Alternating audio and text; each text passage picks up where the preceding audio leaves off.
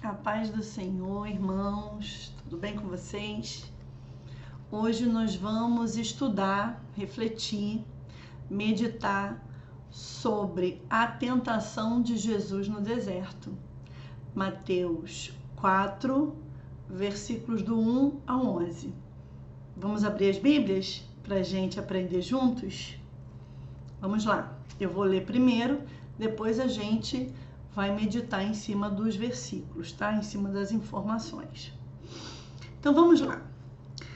Mateus 4 diz assim, do 1 ao 11. Então foi conduzido Jesus pelo Espírito ao deserto para ser tentado pelo diabo. E tendo jejuado 40 dias e 40 noites, depois teve fome. E chegando-se a ele o tentador, disse: Se tu és o Filho de Deus, manda que estas pedras se tornem pães. Ele, porém, respondendo, disse: Está escrito: Nem só de pão viverá o homem, mas de toda a palavra que sai da boca de Deus. Então, o diabo transportou a cidade santa e colocou-o sobre o pináculo do templo, e disse-lhe: Se tu és filho de Deus, lança-te daqui abaixo, porque está escrito: aos teus anjos dará ordem a teu respeito, e tomar-te-ão nas mãos para que nunca tropeces em alguma pedra.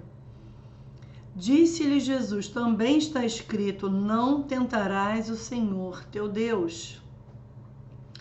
Novamente o transportou o diabo a um monte muito alto e mostrou-lhe todos os reinos do mundo e a glória deles.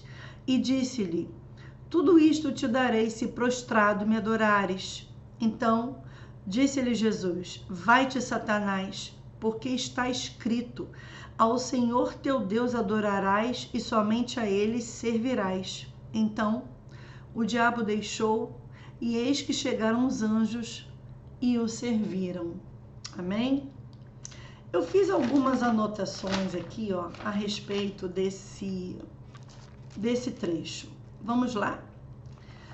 No verso 1, nós estamos vendo que Jesus foi conduzido ao deserto, mas não foi conduzido de qualquer maneira, por qualquer pessoa.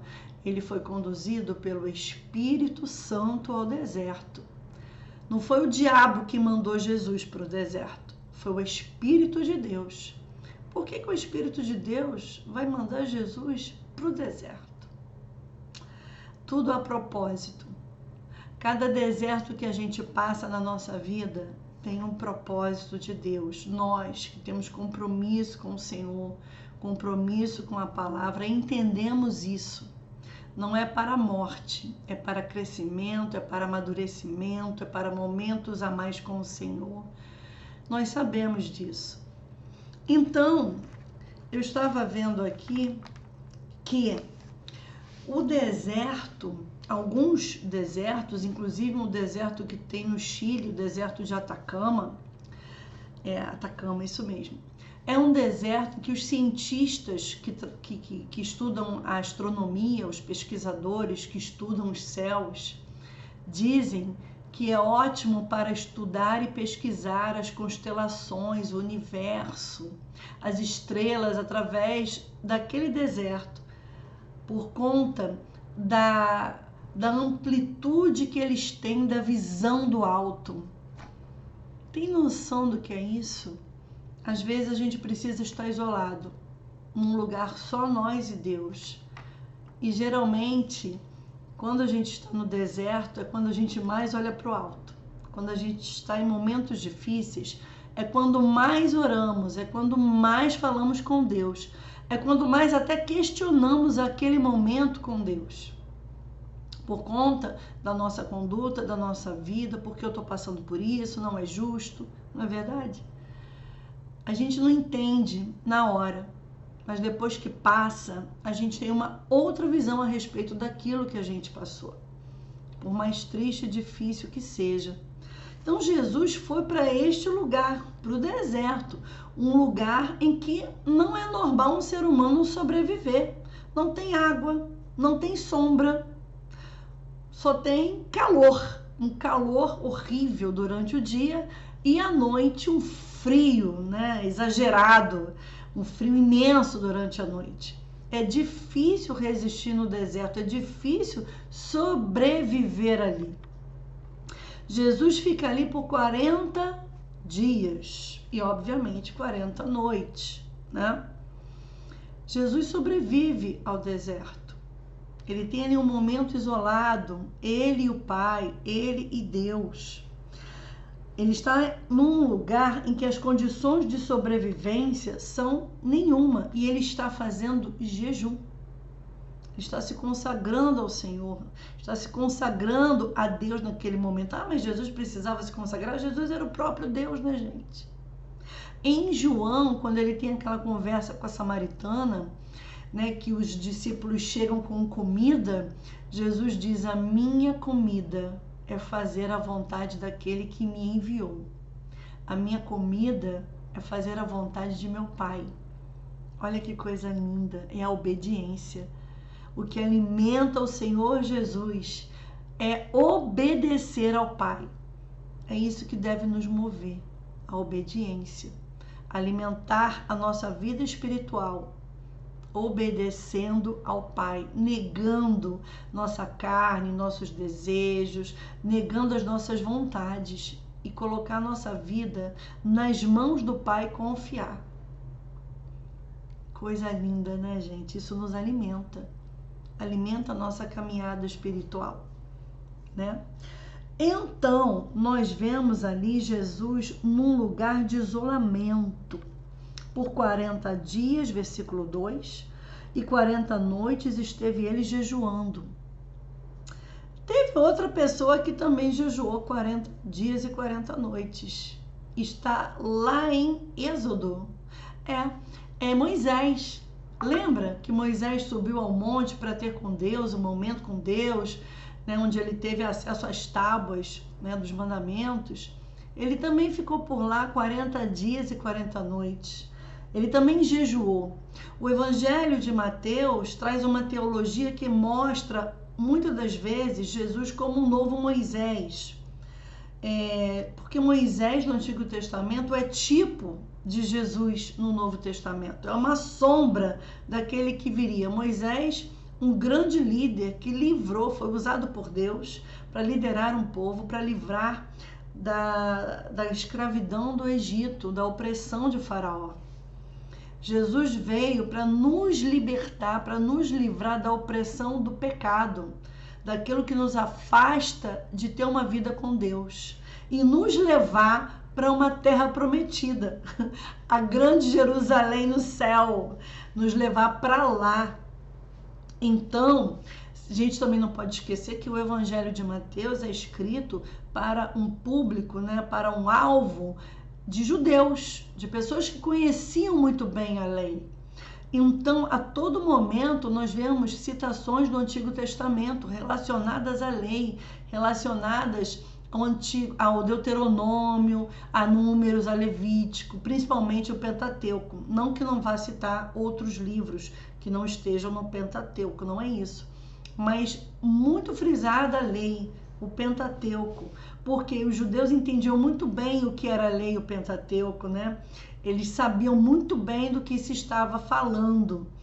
Bom, então nós vemos aqui que Jesus está fazendo algo que um humano, um líder fez. Mas é claro, Jesus está muito acima de Moisés. Em Hebreus a gente vê claramente isso, em muitas outras passagens. Ele está acima do homem, porque ele está ali e ele vai iniciar o ministério dele. Então, ele vai ter um momento recluso, um lugar de difícil sobrevivência humana, mas de muita capacidade de aproximação com Deus, aproximação com o Pai, com as coisas do Senhor. Desculpa. Então, nós temos aqui um momento de Jesus num lugar de difícil sobrevivência humana, em jejum, se consagrando, né, para o ministério, para o momento que ele teria. mas um lugar em que ele estava buscando a face, buscando a orientação, buscando mais de Deus para tudo aquilo que ele iria fazer, né? Eu estou falando isso, que Moisés é um tipo de Jesus, porque veja, quando o Evangelho de Mateus inicia, a gente já vê Herodes, né, mandando matar as criancinhas de 2 anos para baixo. Lembram quando os magos vão até Jerusalém e perguntam onde está o rei dos judeus, nós que viemos para adorá-lo, e Herodes, nossa, adorar o rei, quem? Já se preocupou, tem alguém querendo tomar o meu lugar. Então, eu vou mandar matar logo os meninos, né, os bebês, para que eu não corra o risco desse rei que nasceu agora tomar o meu lugar. Só que o reinado de Jesus não era o lugar de Herodes, é um reinado eterno. Ele não entendeu muito bem. O reinado de Jesus não é disputar com o homem, não. Ele está muito acima disso, muito acima, né? Então, nós vemos que em Êxodo também há um massacre dos inocentes. O faraó também manda que as parteiras matem os bebês. Não tem essa parte lá? Eu acho que eu anotei aqui em algum lugar. Para a gente ler, vocês lerem em casa depois. Êxodo 2, eu acho que ou 1, ou capítulo 1, ou capítulo 2. Tem lá a matança dos bebês também. Justamente na época em que Moisés estava ali, né, nascendo, e as parteiras pouparam Moisés, não mataram, não obedeceram a Faraó. Bom, verso 3 nós temos assim, eu tô com 2 Bíblias aqui, por isso que eu fico assim, tá, gente? No verso 3 de Mateus 4, a gente tem assim: chegando-se a ele o tentador, disse: se tu és filho de Deus, manda que estas pedras se tornem em pães. O tentador, o diabo, vem com uma conjunção condicional, né? Se, é uma condição, uma possibilidade. Se tu és o filho de Deus. Mas Jesus não tinha crise de identidade, não, gente. Jesus sabia muito bem quem ele era e para o que tinha vindo aqui, tá? Jesus não se deixa levar pelo si. Ele não está querendo provar nada para o diabo. Lembra o que foi dito em João 4? É João 4:31, eu acho. A minha comida é fazer a vontade daquele que me enviou. Você vê, a primeira coisa que Satanás diz aqui para Jesus é para ele transformar pedras em pães. Por quê? Jesus está ali há dias sem comer, está com fome. Então, ele vai na ferida, ele vai na fraqueza do homem, que é sustentar a sua carne, sustentar o seu corpo. Mas a gente está falando aqui, não é de um homem qualquer, está falando de Jesus. Jesus rebate Satanás com a palavra de Deus. Primeiro que ele mostra que não tem crise de identidade, que ele sabe quem ele é, porque ele mesmo se chama de filho. Quando a gente vai lá em Mateus 21, numa parábola lá, ele fala, o filho veio. Qual é Mateus 21? Vamos ver Mateus 21, na parábola. Ele conta uma parábola dos lavradores, isso mesmo. Ele está contando uma parábola, né, que mandaram os servos, né, os convidados, esse da bolha. Não. Tá aqui. A parábola dos lavradores.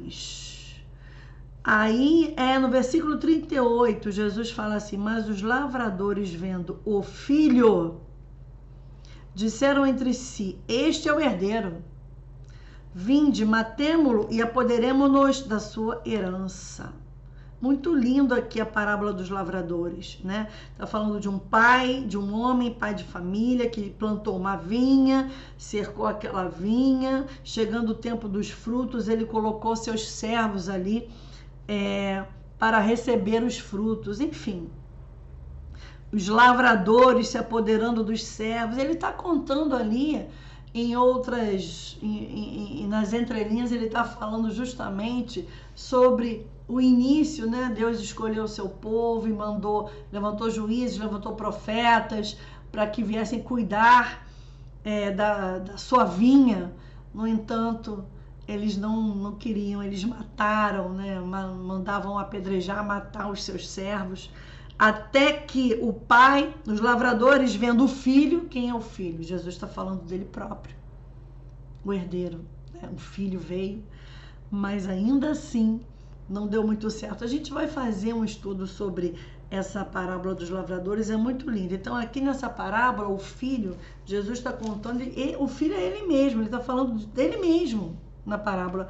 Em Mateus 24, 36, vamos lá. Em Mateus 24, 36, nós temos assim: porém, daquele dia e hora, Jesus falando, né, sobre a sua volta, aquele dia e hora ninguém sabe, nem os anjos do céu, nem o Filho, ele mesmo, mas unicamente meu Pai. E ele sempre se refere ao Senhor Deus como meu Pai, tomando para si a filiação. Ele, eu sou o Filho, ele é o Pai. Continuando aqui, no verso 4, Jesus respondeu ao diabo, né? Está escrito: nem só de pão viverá o homem, mas de toda palavra que sai da boca de Deus. Jesus responde aqui ao diabo com Deuteronômio 8:3. Deixa eu ver se eu consigo achar rápido. Deuteronômio 8:3. No sermão aqui, né?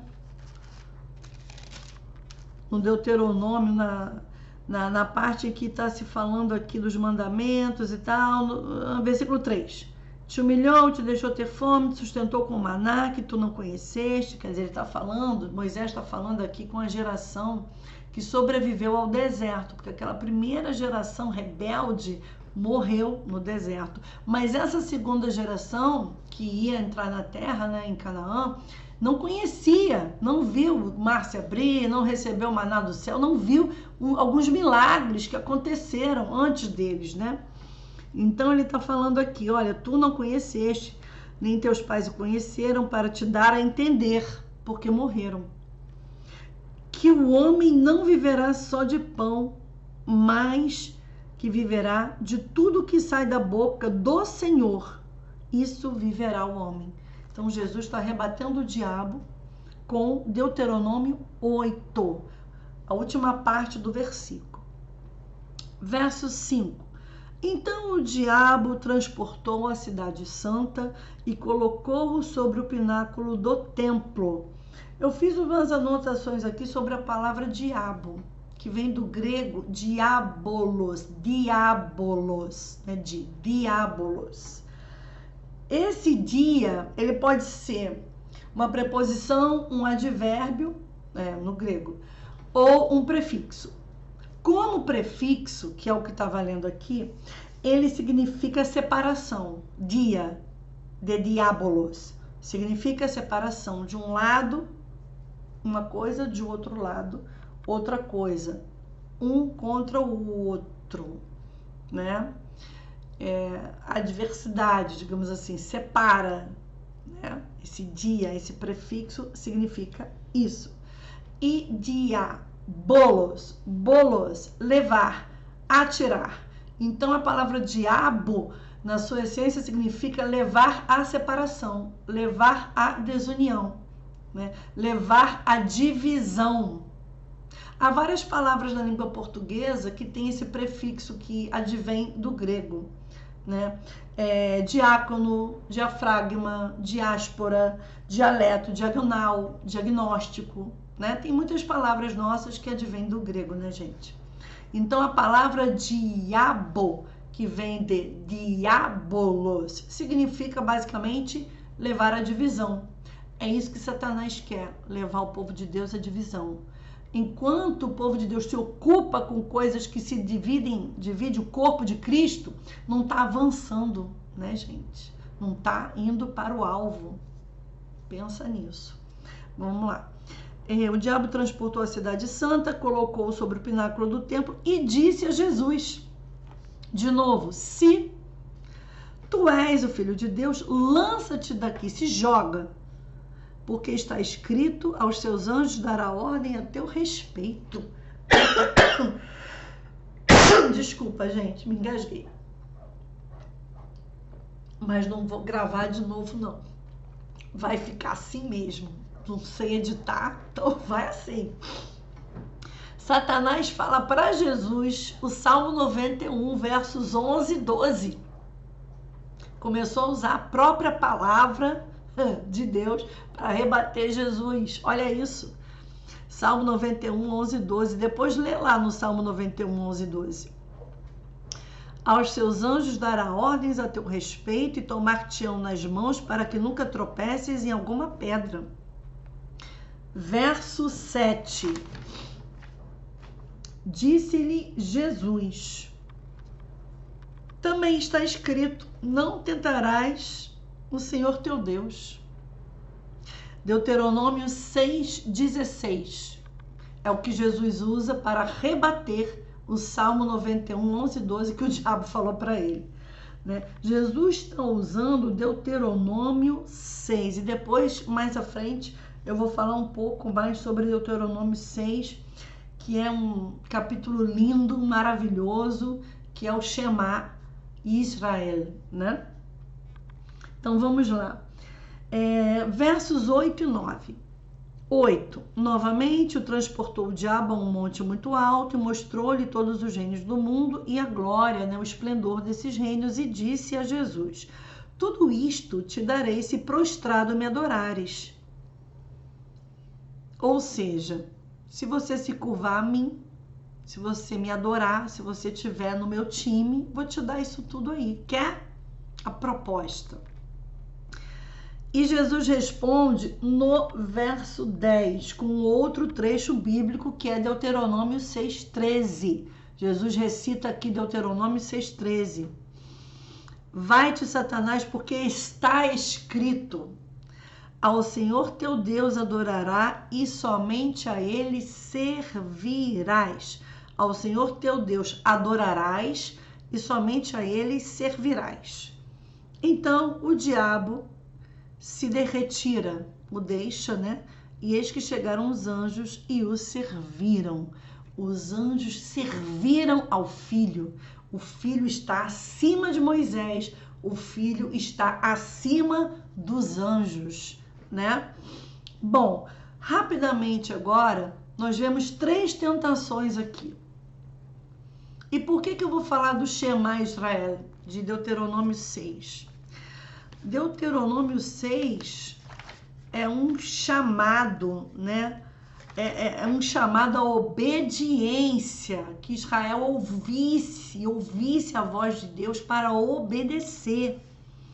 Olha o que diz Deuteronômio 6, 4 e 5. Ouve, Israel, o Senhor nosso Deus é um único Senhor. Amarás, pois, o Senhor teu Deus de todo o teu coração e de toda a tua alma e de todo o teu poder. Numa outra versão aqui, vou ler para vocês, eu tenho Deuteronômio 6, 4 e 5. Ouve, ó Israel, Adonai nosso Deus é o único Senhor. Portanto, amarás a Adonai teu Deus com todo o teu coração, com toda a tua alma e com toda a tua força.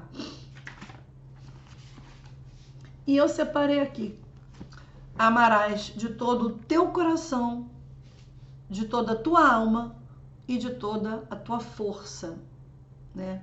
De todo o teu poder. Amar a Deus nessas 3 esferas da nossa vida. De todo o coração é amar com todo o nosso interior, né? Não amar a Deus é se subjugar aos nossos desejos interiores. O coração está aqui dentro. Muitas das vezes o coração significa a consciência, né? Em alguns momentos na Bíblia significa a consciência, nossa consciência, o nosso eu, o nosso interior. Quando a gente quer se rebelar contra Deus, a gente ouve o nosso interior nitidamente, né? A gente faz o que a gente quer. tudo que a gente quer. Hoje em dia faça tudo e seja feliz, faça o que você quer. Enquanto a Bíblia diz faça o que Deus quer, porque Deus sabe o que é melhor para você. Né? Me ouve, Israel, me ouve, igreja. Quem tem ouvidos para ouvir, ouça o que o Espírito tem a dizer. Porque Deus já está no futuro, gente. Deus está aqui hoje, mas já está lá no final. Ele sabe tudo. Então não é melhor a gente ouvir a Deus, que já sabe todas as coisas e sabe nos conduzir o que é melhor para nós?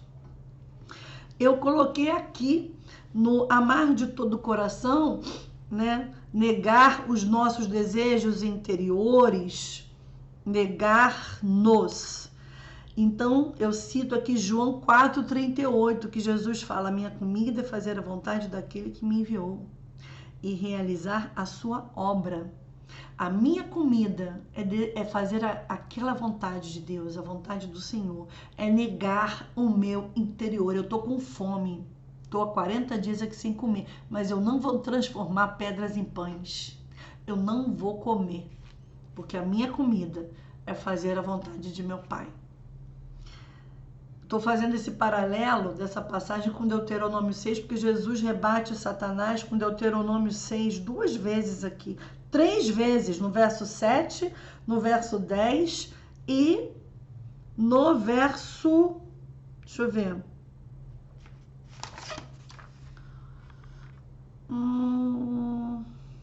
O primeiro ele rebate com Deuteronômio também, mas é Deuteronômio 9 ou 8, já falei com vocês. É Deuteronômio 8. Primeiro ele rebate com Deuteronômio 8, depois Jesus rebate 2 vezes com Deuteronômio 6. E Deuteronômio 6 é um capítulo chave, importantíssimo na Torá, tá? Então vamos lá. Estou em Deuteronômio 6, 5, fazendo paralelo com as 3 tentações de Jesus, né? Então, primeiro era matar a vontade física, o desejo físico. Se ele tivesse obedecido ao diabo, transformado a pedra em pães, as pedras em pães, ele não faz, tá? E aí, de toda a tua alma, amar a Deus, Deuteronômio 5 diz, de todo o coração, de todo o teu interior, de todo o teu ser, de toda a tua alma, de todo o teu entendimento, de todo o teu pensamento, de toda a tua psique, no teu inteiro, no ser inteiro que você é, corpo, alma, tudo, corpo, alma, espírito, você tem que obedecer, amar a Deus, não obedecer com raiva, obedecer por amor, por vontade própria, de forma voluntária, com toda a sua vida, com todo o seu ser, né? Então, aqui de toda a tua alma, a gente entende que não é só negar aquilo que o diabo está te oferecendo, porque ele oferece coisas que nós desejamos, coisas que a nossa carne quer, né? Coisas que perecem, mas o que Deus tem para nos oferecer alimenta a nossa alma, nos leva para a eternidade. Nós temos a nossa eternidade com Deus, começa aqui na terra, não começa quando a gente morrer, não, já começou. Então, aqui de novo, de toda a tua alma, de todo o teu inteiro, você tem que amar a Deus. Qual foi a segunda tentação mesmo? Tá. Se joga daqui, não é isso? Levou Jesus para o monte. Se joga daqui que está escrito. Aí recita o Salmo 91 para Jesus. Né? Ele enviará anjos para te guardarem. Jesus está falando assim, olha, eu não vou me submeter a isso. Vou te obedecer. Porque eu amo a Deus. A minha comida, né, o que me alimenta é fazer a vontade de meu Pai. E como ama de toda a alma, de toda a sua inteireza, é pensamento, é corpo, é alma, é interior, é exterior. Porque se Jesus faz aquilo ali, Jesus está negando exatamente aquele versículo que ele rebateu Satanás. Também está escrito, não tentarás o Senhor teu Deus. É melhor ser obediente ao meu Deus. Eu não vou fazer o que você quer, que é me jogar daqui, que ele vai mandar anjos, porque ele disse que mandaria, né? Mas não, eu não vou tentar. Eu não vou tentar, mesmo sendo quem eu sou, porque Jesus não tinha que provar nada para diabo nenhum. Vamos lá. E qual foi a última tentação aqui, a última oferta de Satanás para Jesus? Os reinos, o poder, né? Nossa, como tem gente que se afasta dos caminhos do Senhor quando chegam em certo patamar da vida. Ou pela inteligência, pelo estudo, pelo emprego, né? Ou pelo lugar que Deus coloca, que Deus permite, chega num, né? Aquilo é um império, eu mando, eu sou. Gente, nós somos nada. Nós não somos nada sem Deus. Hoje a gente está aqui, amanhã, ó, não está mais, a vida é um sopro. E aí, o que Jesus diz para ele? Sai daqui, Satanás, citando Deuteronômio 6,13. Porque está escrito, ao Senhor teu Deus adorarás e só a ele servirás. E eu lembrando de Deuteronômio 6,5, amar a Deus de todo o coração, de todo o interior, de toda a tua alma, com todo o seu ser, e com toda a tua força, com todo o teu poder. Eu estou fazendo essa análise aqui, porque com toda a tua força, a nossa força, existe ou não? A nossa força vem de Deus, porque o seu poder se aperfeiçoa na nossa fraqueza. Olha, quando dizemos que somos fracos, estamos fortes. Por quê? Porque o Espírito de Deus nos dá força para suportar o deserto, para continuar a caminhada. Jesus está rebatendo com Deuteronômio 6,13 e em Deuteronômio 6,5, com todo o teu poder, amar a Deus com tudo que você tem, com todo o teu poder. Você tem um lugar de fala? Você tem poder? Você tem como falar para as pessoas quem Deus é? Fale. Com toda a tua força, com todo o teu poder, com toda a tua forma de interagir com o ser humano onde você estiver, onde Deus te plantou, né? Com tudo que tens, com todas as suas posses, com tudo que você pode oferecer a Deus. Ame a Deus. Deuteronômio 6,5, amar a Deus com todo o coração, com toda a alma e com toda a força, rebate as tentações de Satanás aqui no deserto contra Jesus, né? De todo o teu coração, Jesus obedece, não satisfazendo a sua vontade interior. De toda a tua alma, Jesus obedece, não se jogando do monte, né? Ainda rebate com a palavra, Deuteronômio 6,16, não tentarás o Senhor teu Deus. Eu não vou me jogar daqui. Eu sou um ser inteiro, físico, alma, corpo. Eu não vou me jogar daqui, por quê? Porque eu não vou tentar a Deus. Eu estou aqui para servir a Deus no meu todo. E é assim que a gente deve fazer também, não é mesmo, gente? E com toda a tua força e todo o teu pensamento, tu e eu, claro, eu estou falando tu, mas é para nós. Amar a Deus com toda a força, com todo o poder, com tudo que a gente pode fazer. O que eu posso fazer para mostrar um pouquinho do meu amor a Deus? Meu talento, o que eu posso fazer é dar aula, ensinar. Então eu uso isso para mostrar que eu amo a Deus, para poder outras pessoas poderem aprender junto comigo. Eu não sou a dona da verdade, eu não sei tudo não. Eu vou aprender a Bíblia até o último dia da minha vida e não vou saber ela toda.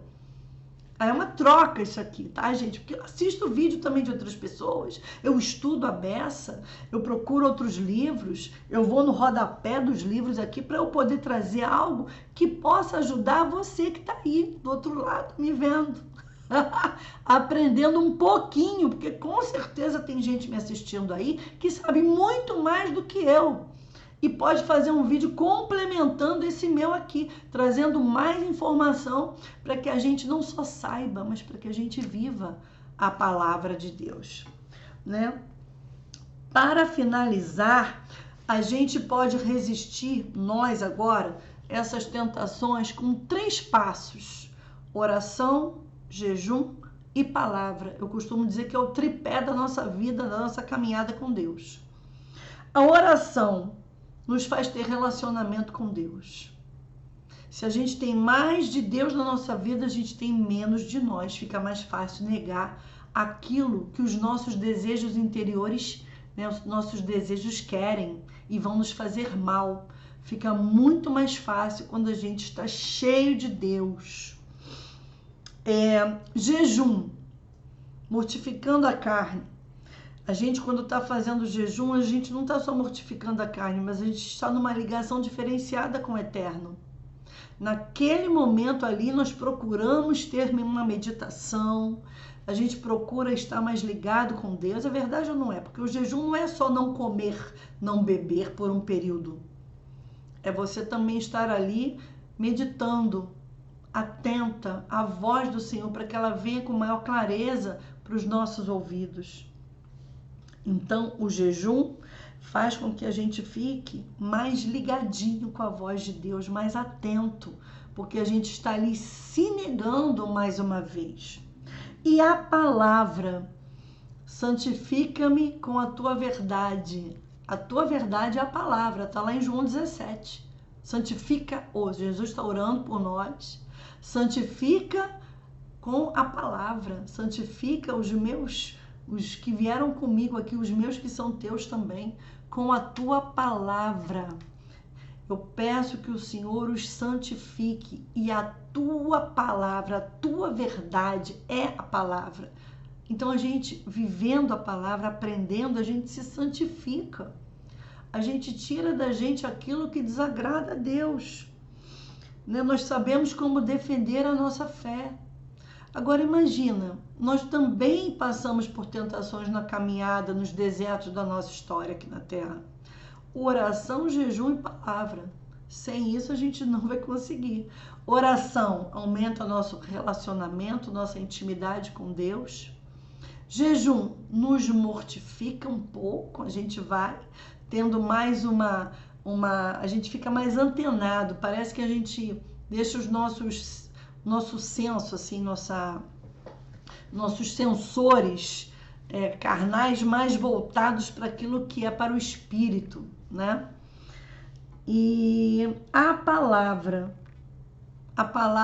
aprendida deve ser uma palavra vivida. Para finalizar, eu vou em João 14, do 11 ao 23, que diz assim, Jesus falando, né? Aquele que tem os meus mandamentos e os guarda, este é o que me ama. Guardar, lugar precioso. A gente guarda o que é caro para nós, o que é querido. Porque tem gente que sabe os mandamentos e não guarda, né, gente? Só sabe. Mas Jesus está dizendo, aquele que tem os meus mandamentos e os guarda, este é o que me ama. E aquele que me ama será amado de meu Pai, e eu o amarei e me manifestarei a ele. Coisa linda. Aí Jesus, em João 14, verso 23, fala assim, se alguém me ama, guardará minha palavra, e o meu Pai o amará, e viremos para ele e faremos nele morada. Tem uma hora que Jesus diz, eu e o Pai somos um. Eu e meu Pai faremos nele morada. Não é qualquer um, ele vai fazer morada, ele e o Pai, naquele que o ama, porque guarda a palavra. Eu o amarei, meu Pai o amará, e nós viremos e faremos nele morada. Morar não é visitar, é ficar, é habitar. Gente, se Jesus nos ensina a viver em unidade, isso aqui, sem isso aqui a gente não consegue. Como que nós vamos resistir às tentações se nós não vivermos essa reflexão da nossa vida interior, que nós precisamos ter mais Deus em nós e menos de nós aqui, e se nós não entendermos que nós precisamos viver em unidade, Porque quem ama o Pai, guarda as palavras, vive as palavras, né? A palavra, o mandamento que o Senhor deixou para nós. Amar a Deus aqui não escolha o mandamento. É amar de todo o coração, alma e pensamento, atos e atitudes. Dizer que ama a Deus e não ama o próximo em ato, pensamento e atitude, não vive em unidade. E é isso que o diabo quer, divisão. O próprio nome dele já diz, separação. É um acusador, vai te acusar, vai te separar, vai te entristecer, vai te tirar do rebanho para você ficar sozinho, ficar mais suscetível a ataques. Então, eu paro por aqui, né? Fiz algumas digressões aqui, né? Mas que seja tudo para a glória de Deus, gente. Que seja para a gente aprender a resistir às tentações com a palavra. A palavra de Deus vivida na nossa vida. Oração, jejum e palavra. Estude a palavra, leia a palavra, viva a palavra. Obrigada, gente. Até a próxima.